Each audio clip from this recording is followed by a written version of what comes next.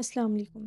Welcome to whispers in dark. कुछ वाक़यात इंसान के साथ ऐसे पेश आते हैं जो कि हमें इर्द गिर्द के माहौल से महसूस होते हैं और वो हमारी ज़िंदगी में एक गहरा असर छोड़ जाते हैं। आज की कहानी भी कुछ ऐसी ही है जो कि एक लड़की के साथ पेश आई जिसने उसकी पूरी ज़िंदगी बदल दी। अस्सलाम वालेकुम। मेरा नाम आयशा है। मैं लाहौर में रहती हूँ और मैंने रिसेंटली ग्रेजुएशन कंप्लीट की है। ग्रेजुएशन करने के बाद मैं फ्री ही थी और मैं ज़्यादातर रात को हॉरर स्टोरी सुनती थी क्योंकि मुझे हॉरर स्टोरी सुनना बहुत पसंद था। और अक्सर रात को जब डर जाती थी तो आयतल कुर्सी पढ़ती थी और मैं हर दफ़ा एक ही आयत पर आकर अटक जाती थी। ये मैं इसलिए बता रही हूँ क्योंकि ये बात कहानी के लिए बहुत एक अहम हिस्सा है। एक रात हमारे सब घर वालों ने किसी रिश्तेदार के यहाँ जाने का प्लान बनाया और सिर्फ मैं घर में ठहर रही थी क्योंकि मेरे जाने का दिल नहीं था। मैं बहुत खुश हुई, आराम से स्नैक्स खाऊंगी और इंजॉय करूंगी। जब सब चले गए तो मैंने घर का दरवाज़ा लॉक कर लिया और आराम से किचन में चली गई और वहाँ खाने पीने का सामान निकालने लगी कि मुझे अम्मी की आवाज़ आई कि बेटा मेरे लिए एक कप चाय का बना दो। मैंने कहा ठीक है अम्मी, मैं बना देती हूँ। लेकिन फिर मुझे अचानक याद आया कि अम्मी तो घर में हैं ही नहीं। उस टाइम मेरा दिल बिल्कुल फटने को था और मैं खौफ से कांपने लगी। फिर मैंने थोड़ा अपने आप को संभाला और लाउंज में जाकर बैठ गई। मैंने अपने आप को तसल्ली दी और मैं अपना सर झुकाकर बैठी हुई थी। लेकिन जब मेरी नज़र अचानक सोफे पे पड़ी तो वहाँ एक लड़का बैठा हुआ था जो कि बहुत खूबसूरत था।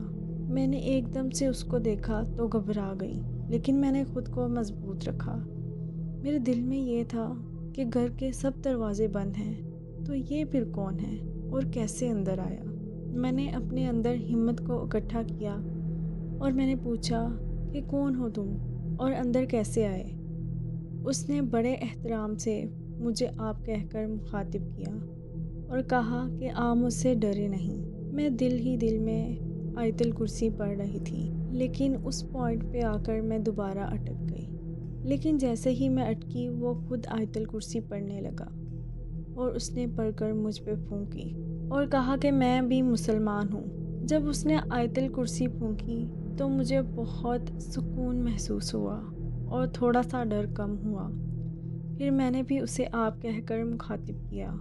मैंने कहा कि आप मेरे से क्या चाहते हैं और कौन है आप। उसने बोला मैं जिन हूँ और मैं आपको बहुत पसंद करता हूँ। मैं काफ़ी देर से अपने दिल की बात आपसे कहना चाहता था, लेकिन मुझे मौका नहीं मिला।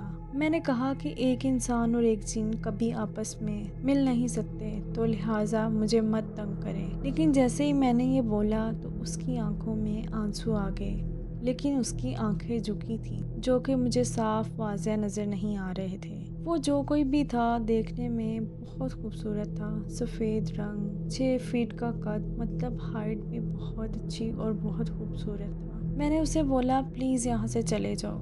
लेकिन जब मैंने ये उसे बोला तो उसके चेहरे पर उदासी साफ नज़र आ रही थी। लेकिन जब मैंने आंख झपकी तो वो मुझे कहीं नज़र नहीं आया। फिर उसके बाद काफ़ी देर तक घर वालों का इंतज़ार करती रही और वो सब चीज़ें मेरे जहन में चल रही थीं। जब घर वाले आए तो मैंने उन्हें कुछ नहीं बताया और सब कुछ नॉर्मल ही फील करवाया। ऐसे ही बाद में दिन गुजरते गए और दोबारा जाहिर नहीं हुआ। लेकिन ऐसे ही दिन गुजरते गए और वो मुझे कभी जाहिर नहीं हुआ। लेकिन एक दिन हम सब ने शादी पर जाना था।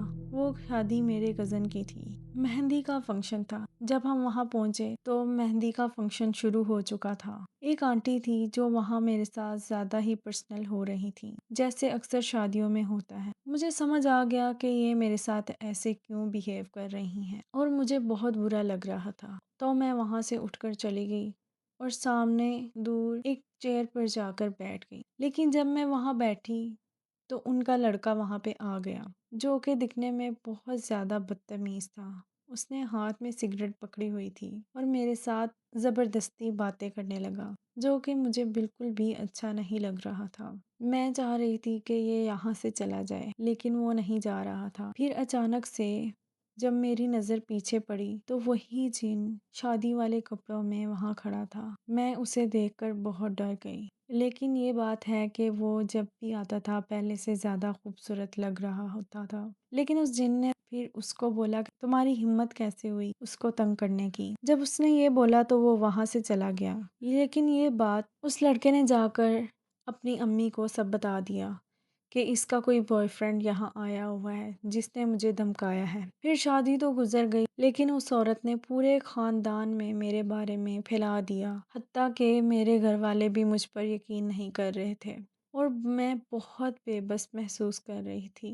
मैं रात के वक्त अपने बिस्तर पर लेटी हुई रो रही थी और सोच रही थी कि ये मेरे साथ क्या हो गया है। लेकिन थोड़ी देर बाद मुझे उस जिन की आवाज़ आई और मैंने अपना सर उठाया तो वो बोला कि क्यों रो रही हो। मैंने उसे सख्त अल्फाज में कहा कि तुम यहाँ से चले जाओ, तुमने सब खराब कर दिया है। उसने बोला कि तुम परेशान मत हो, मैं सब कुछ ठीक कर दूंगा और वो वहाँ से चला गया।